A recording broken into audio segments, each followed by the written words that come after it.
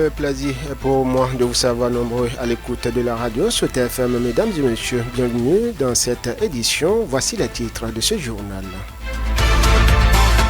La communauté chrétienne du monde entier s'apprête pour célébrer la fête de Noël, une fête dédiée aux petits-enfants. À quelques heures de cette célébration, une équipe de la rédaction est allée au niveau des points de vente de jouets pour se faire une idée de l'ambiance qui prévaut actuellement. On en parle dans ce journal.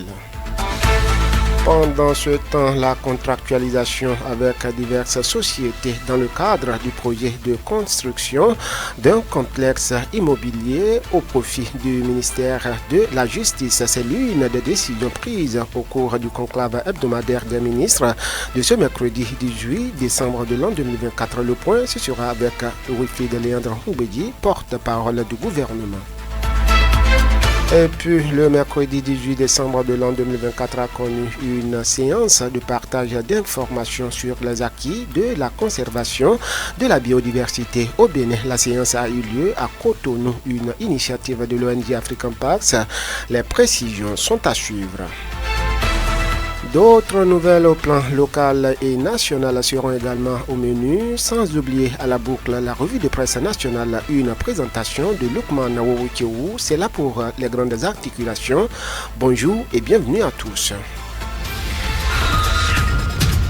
Sota Midi Magazine, le point de l'actualité de la journée sur ta radio. Sota FM, c'est maintenant et tout de suite. Bonjour à tous, direction Cotonou, Conseil des ministres. Les membres du gouvernement se sont réunis ce mercredi 18 décembre de l'an 2024 au palais de la Marina à Cotonou. Ceci sous la houlette du chef de l'État, Patrice Talon. Au cours du Conseil des ministres, plusieurs dossiers sont examinés et des décisions sont prises, entre autres, au titre des mesures normatives, les conditions de la procédure d'embauche, de déplacement de la main-d'œuvre, de résiliation du contrat du travail en République du Bénin. Précision avec le porte-parole du gouvernement, Wilfried Léandre Houbedi. Au titre de ces mesures, il a été adopté le décret portant transmission à l'Assemblée nationale pour examen et vote du projet de loi uniforme portant réglementation de la microfinance en République du Bénin, celui portant statut des ambassadeurs thématiques en République du Bénin, ainsi que les tests d'application de la loi numéro 2017-05 du 29 août 2017 fixant les conditions et la procédure d'embauche, de placement de la main-d'œuvre et de résiliation du contrat de travail en République du Bénin. Ceci se rapporte aux conditions et modalités d'emploi de la main-d'œuvre étrangère en République du Bénin, modalités de désignation des assesseurs et conditions d'exercice des fonctions d'assesseur dans les juridictions du travail, modalités de répartition des produits des amendes, réprimant les infractions à la législation du travail. Au titre des communications, il a été retenu la contractualisation avec diverses sociétés dans le cadre du projet de construction d'un complexe immobilier au profit du ministère de la Justice. Extrait des propos de Wilfried Léandre Houbedi, porte-parole du gouvernement. S'agissant des communications, contractualisation avec diverses sociétés dans le cadre du projet de construction d'un complexe immobilier au profit du ministère de la Justice. Le dit complexe abritera le tribunal de commerce, la cour d'appel de commerce, la cour spéciale des affaires foncières, ainsi que le siège de l'Agence nationale d'équipement et du patrimoine immobilier de la justice. Sa réalisation vise à offrir un environnement de travail plus confortable au personnel tout en améliorant l'efficacité des institutions judiciaires. À cet effet, le Conseil a marqué son accord pour la contractualisation avec les entreprises sélectionnées en vue de la maîtrise d'œuvre et de la maîtrise d'ouvrages délégués.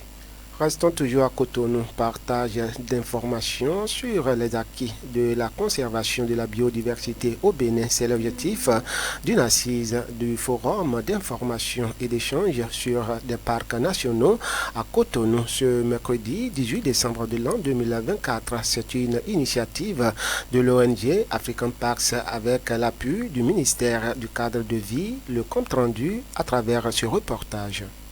Le Forum d'information et d'échange sur les parcs nationaux FIEP est un produit de la stratégie de communication de l'ONG African Parks. Il offre l'occasion aux acteurs de la conservation de la biodiversité de se retrouver, comme le souligne Eric Herman, représentant pays d'African Parks.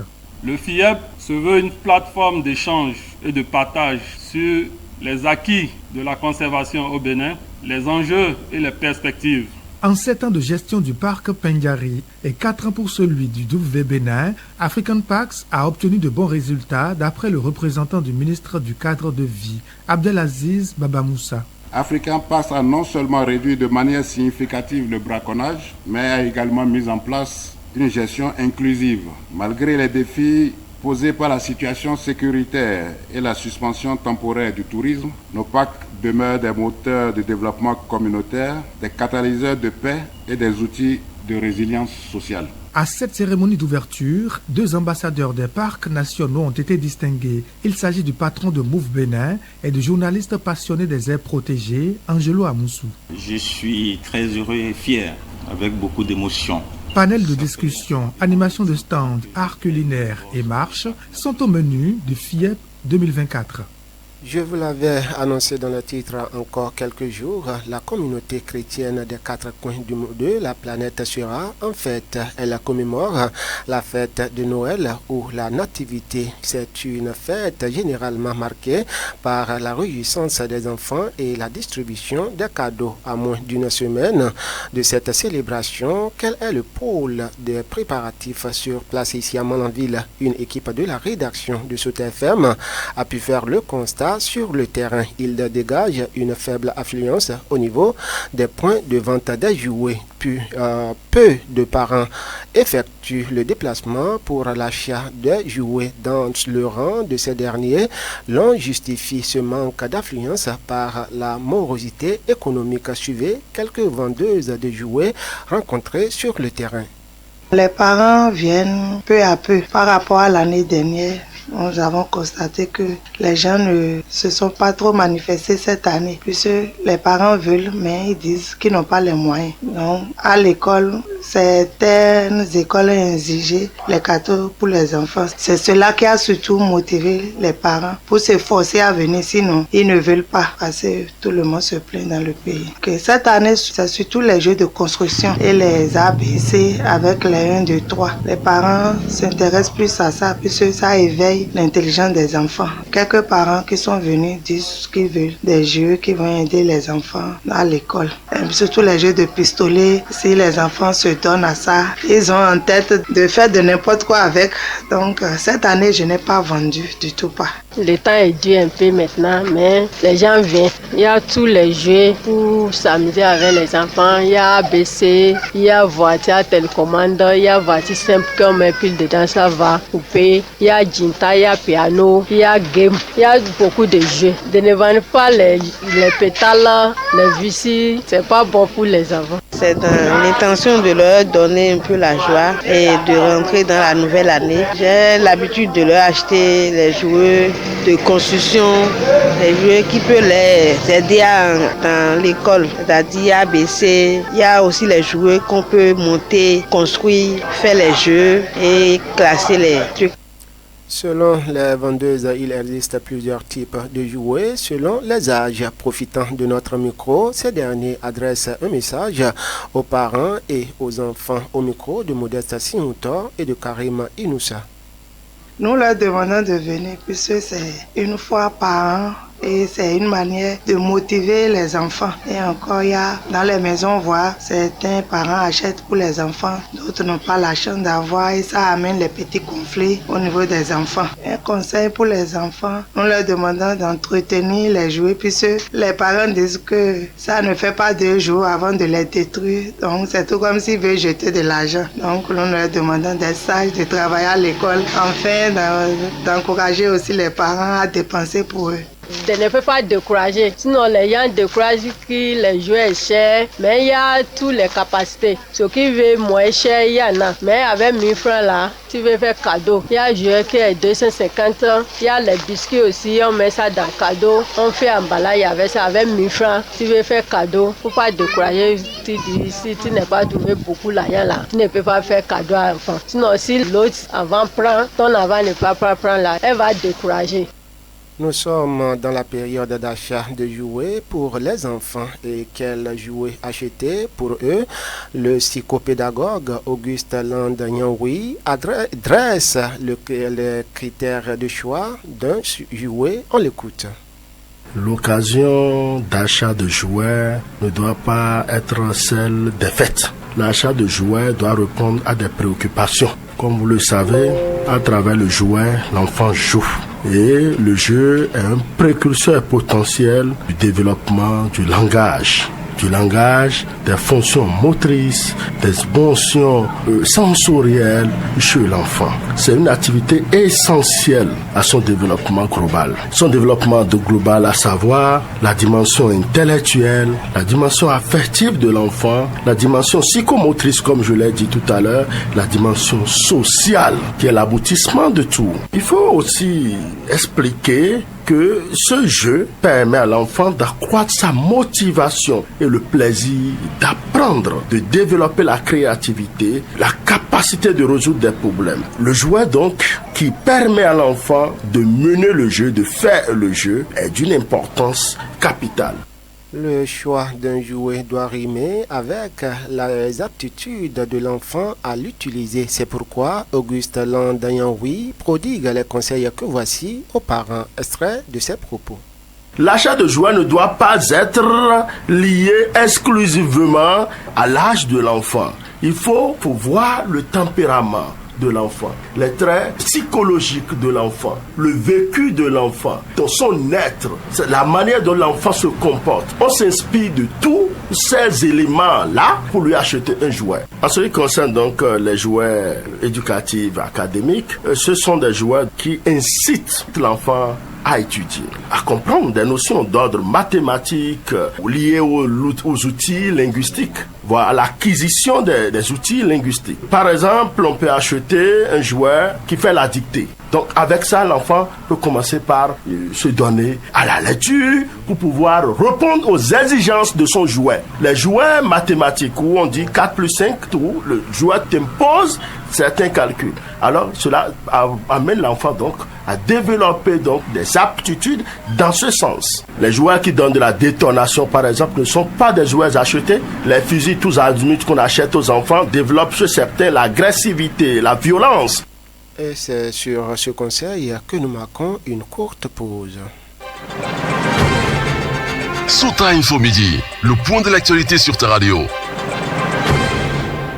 On parle éducation à présent. Vendredi 20 décembre de l'an 2024, c'est la date retenue par le gouvernement béninois pour le départ en congé des élèves et écoliers sur toute l'étendue du territoire national. Comment les acteurs de l'école au plan local se préparent-ils pour ce départ en congé? Selon les responsables d'établissements scolaires rencontrés par une équipe de la rédaction du Sota FM, après les cours de la soirée, tous les élèves de leur établissement seront libres pour les congés de 2 semaines comme prévu par le calendrier scolaire. Suivez Élisée Dagan, censeur d'une école privée, et Safiou Fondo, directeur d'une école franco-arabe. On les écoute. Sur le plan national, vendredi 20 décembre, les apprenants iront en congé après les cours de la soirée. Donc nous sommes ici à la veille et actuellement nous sommes en réalité dans les périodes de calcul des moyennes où le premier trimestre est bouclé et chacun des apprenants a déjà sa note de fin de trimestre. Donc, par la grâce de Dieu, nous allons les congédier pour les congés du premier trimestre. Les congés, l'État a prévu 2 semaines de congés pour ces apprenants-là. Nous sommes en train de prévoir prendre les congés vendredi. Les congés prendront 2 semaines, environ 14 jours. Parce qu'on aura les congés vendredi 20, le 6 janvier qu'on va faire le retour, faire la rentrée. C'est seulement la classe de CM2 qui est prise pendant les congés. Parce qu'on a l'habitude de travailler avec cette classe-là. Parce que c'est des candidats. Donc c'est pas bon de les laisser comme ça. Donc pour ce faire, on les prend dans les congés au moins une semaine, travailler avec eux pour pouvoir les renforcer de plus. Ces congés riment avec les fêtes de fin d'année, c'est pourquoi les responsables d'établissements n'ont pas manqué de prodiguer quelques conseils à l'endroit des apprenants ainsi qu'aux parents d'élèves. Extrait de propos de Élisée Dagan et de Safiou Fondo. Comme conseil, déjà avant d'aller en congé, les professeurs ont eu à laisser des exercices à ces apprenants-là. Donc, conseil à l'endroit de ces apprenants, c'est de ne pas abandonner les cahiers, de ne pas utiliser seulement les congés pour les fêtes et dormir, manger, mais de penser également à leurs cahiers puisque c'est de là, leur avenir se résume à ce niveau-là, de se donner aux exercices. Et quant aux parents également, de ne pas négliger les enfants, de les suivre pendant ce temps de fête pour éviter les dégâts, afin que nous puissions nous retrouver encore dans la joie et continuer donc la lutte. Le message que j'ai à l'endroit de nos élèves, c'est pas parce qu'on les a donné le congé, c'est pour aller se promener, ce n'est pas ça, c'est pour aller lire. Il ne faut pas que ces élèves-là laissent les cahiers, ce n'est pas bon. Donc j'exhorte ces enfants-là de ne pas se balader en ville, donc de promener dans les voies, ce n'est pas bon. J'exhorte les parents de faire le suivi de nos enfants dans les congés, de ne pas les laisser aller semer de n'importe quoi en ville. Donc d'apprendre aussi les leçons, c'est très important à l'endroit des parents de faire ce suivi-là pour nous. Un tour au collège d'enseignement général Wolo ici à Malanville. Le premier responsable de cet établissement souhaite prodiguer un conseil à l'endroit des élèves ainsi qu'aux parents d'élèves. Sankaro Soulé, directeur du collège d'enseignement général Wolo, qu'on écoute. Congé ne voudra pas dire aller se coucher ou aller se mêler à d'autres activités et laisser carrément l'école. Les congés, c'est pour rattraper les choses qu'on n'a pas pu saisir en classe. Les notions non comprises, les cahiers non à jour, tout ça là doit être réglé pendant ces congés-là avant de revenir. Autrement dit, l'apprenant doit revenir aguerri, plein de savoir pour pouvoir affronter ce qui reste pour l'année scolaire. Quant aux parents d'élèves, leur rôle c'est le suivi. Ils accompagnent déjà matériellement et financièrement les apprenants. Maintenant, ce qui manque à Malanville ici surtout, c'est le suivi. On se dit, je lui donne déjà de l'argent, je lui donne le matériel, il n'a qu'à aller faire ce qu'il veut. Or, en réalité, c'est pas ça. Quand vous ne suivez pas, c'est l'être humain qui est comme ça. Dans ce que vous faites, et quand vous savez qu'il n'y a pas une pression extérieure, il est très difficile de perfectionner. C'est quelques-uns seulement qui arrivent à tirer l'épingle du jeu lorsque c'est des cas comme ça. Donc, les parents n'ont qu'à nous aider à suivre les apprenants, ne serait-ce que leur demander de prendre leurs documents pour apprendre leurs leçons. Ce qui a été dit en classe, apprenez. Ce que vous n'avez pas compris, approchez-vous de ceux-là qui ont déjà la compréhension de la chose. Demandez d'aide pour que, au retour, on soit déjà apte à affronter ce qui reste. Nous commençons les congés le 20 décembre, après les cours, bien sûr, de l'après-midi, et nous reprenons le 6 janvier. C'est une période de 2 semaines avec un week-end. Donc, c'est largement suffisant pour un apprenant pour mettre à jour ce qui n'est pas encore à jour. On en vient cette fois-ci à cette information. Les artisans de Ouénou, dans la commune d'Indali, ont reçu des matériels et équipements. Ils sont mieux équipés désormais pour exercer leur activité grâce au projet COSO. La remise officielle s'est déroulée ce lundi 16 décembre de l'an 2024 dans la soirée en présence des autorités communales et toutes les parties prenantes. Abdoul Baki Imoru de la radio Souti Soua FM de Ndali pour le reportage. Ici à Ouénou, c'est une ambiance bon enfant. Les soudeurs, les maçons sont mieux équipés grâce au projet de cohésion sociale COSO. Les habitants sont sortis en nombre pour la remise officielle du matériel. Camille Inata, superviseur du projet COSO dans la commune de Ndali, revient en détail sur ce matériel. Les communautés, dans leurs besoins, ont fait ressortir ce manque de matériel au niveau des artisans. Et le projet a pris bonne note. Les moules pour les maçons, de l'équipement des coiffeuses, balles d'archivage pour permettre au bureau ADV de ranger tout ce qu'on a comme document. Nous avons au total 3 moules et le matériel de l'image pour les soudeurs. C'est un rêve devenu réalité selon les bénéficiaires. Un soulagement dans l'exercice de leurs activités. Yarugunu Tamou, président du collectif des artisans dans la commune de Ndali. C'est vraiment un sentiment de joie, vraiment qui m'anime. Bon, on n'entendait pas que le projet COSO allait venir à notre secours, nous les artisans. Parce que les matériels, bon, vraiment, il faut mettre l'eau dans la gourde pour aller chercher très loin. Vraiment, on a vu que dans l'arrondissement de Oueno Centre, le projet COSO nous a effacé nos larmes et c'est maintenant tout près de nous. Vraiment, nous sommes très contents. La première autorité communale exhorte les artisans à en faire bon usage. Daouda Sakamere, maire de Ndali. Le seul souhait que j'ai à faire à l'endroit de la population, c'est l'entretien de ce matériel-là.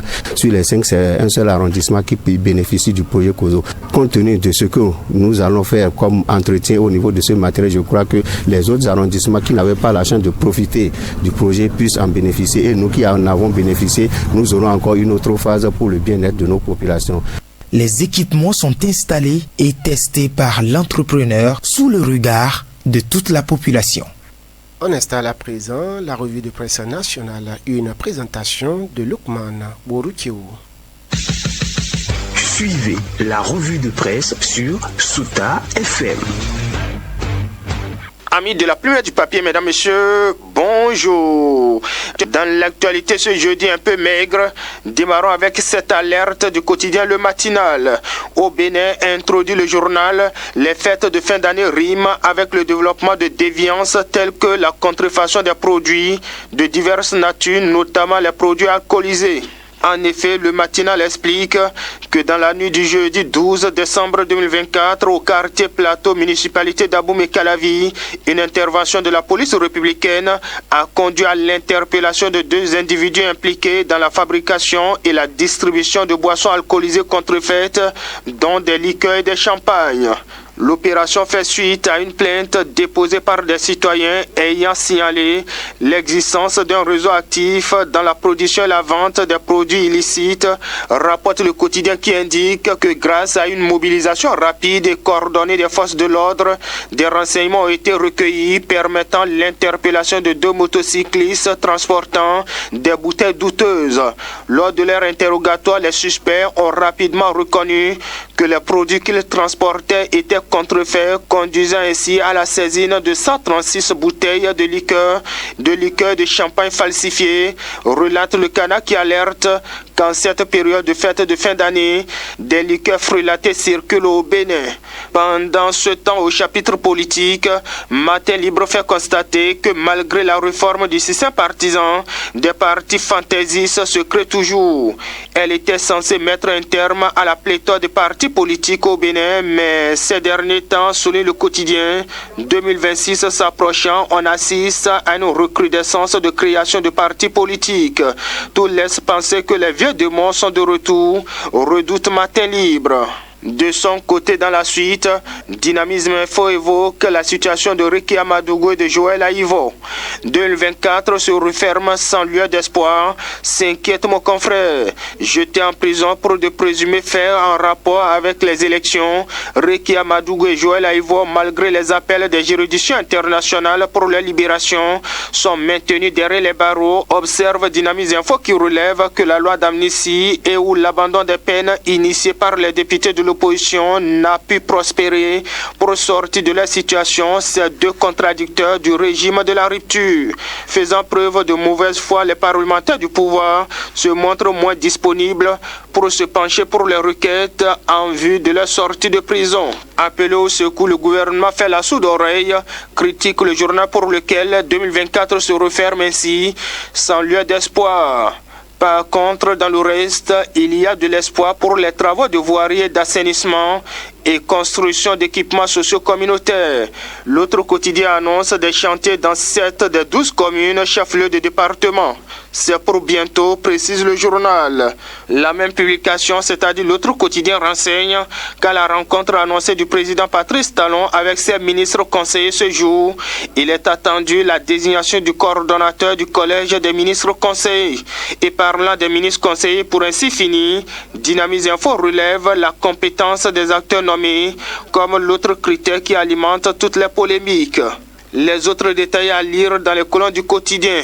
Quant à nous, mesdames et messieurs, on s'arrête ici dans l'espoir de nous retrouver demain pour un autre rendez-vous. Fin de cette revue. Merci de m'avoir suivi. À demain. C'était la revue de presse sur Sota FM.